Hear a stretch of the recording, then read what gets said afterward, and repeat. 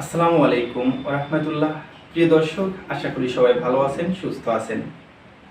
আজকে আমরা যে ভিডিওটি নিয়ে কথা বলতে যাচ্ছি সেটা একটি হেলথ টিপস ভিডিও হতে যাচ্ছে। আজকে আমাদের বিষয় শিরোনাম হচ্ছে ইনফ্লুয়েঞ্জা ভাইরাস।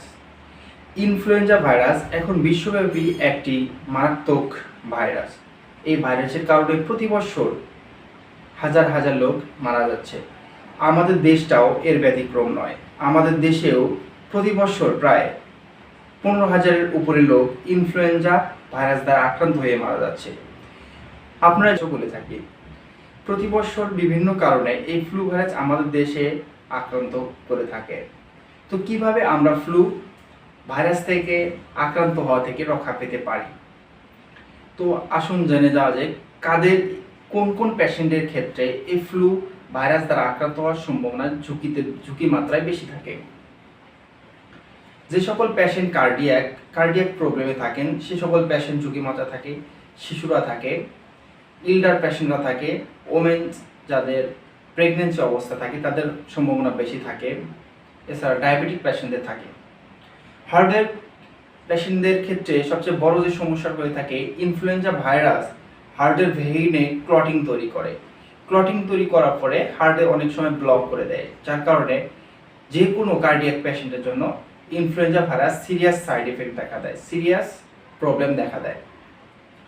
এছাড়াও ইল্ডারলি পেশেন্টদের ঘন ঘন ঠান্ডা লাগা, অ্যাজমাটিক প্রবলেম হয়ে থাকে। এছাড়াও ঠান্ডা কাশি সবসময় লেগে থেকে এ ধরনের সমস্যা সম্মুখীন হয়ে থাকে, ছোট হয়ে থাকে। এছাড়া ডায়াবেটিক পেশেন্টদের ক্ষেত্রেও এই ধরনের আরো অনেক সমস্যার সম্মুখীন হয়ে থাকে। তো এই ধরনের সমস্যা হলে আমরা কি করতে পারি? সারা ওয়ার্ল্ডব্যাপী বা WHO world health organisation recommendation অনুযায়ী এই ধরনের সাইড এফেক্ট দেখা দিলে একটি ফ্লু ভ্যাকসিন দেওয়ার কথা অনুমোদন করা হয়েছে। ফ্লু ভ্যাকসিনটা কিভাবে দিবেন বা ফ্লু ভ্যাকসিনটা কি? ফ্লু ভ্যাকসিন হচ্ছে ইনফ্লুয়েঞ্জা ভাইরাসের এগেনস্টে যে ভ্যাকসিনটা কাজ করে সেটা আমরা ফ্লু ভ্যাকসিন বলি, যেটা আমাদের Incepta pharmaceutical Bangladesh university Influvax tetra নামে। ইনফ্লুভ্যাক্স টেট্রা হচ্ছে 4 নম্বর ভ্যারিয়েন্ট। ইনফ্লুয়েঞ্জার টাইপ এ 2টা, ইনফ্লুয়েঞ্জা টাইপ বি 2টা ভ্যারিয়েন্টের বিরুদ্ধে কাজ করে। বর্তমান লেটেস্ট যে ভ্যারিয়েন্টটা সবচেয়ে বেশি মারাত্মক ইফেক্ট দেখা দিয়েছে সেটা হচ্ছে ইয়ামাগাটার বিরুদ্ধে কাজ করার জন্য সর্বশেষ যে ভ্যাকসিনটা রয়েছে সেটা হচ্ছে ইনফ্লুভ্যাক্স টেট্রা। ইনফ্লুভ্যাক্স টেট্রা কিভাবে আপনি ব্যবহার করবেন?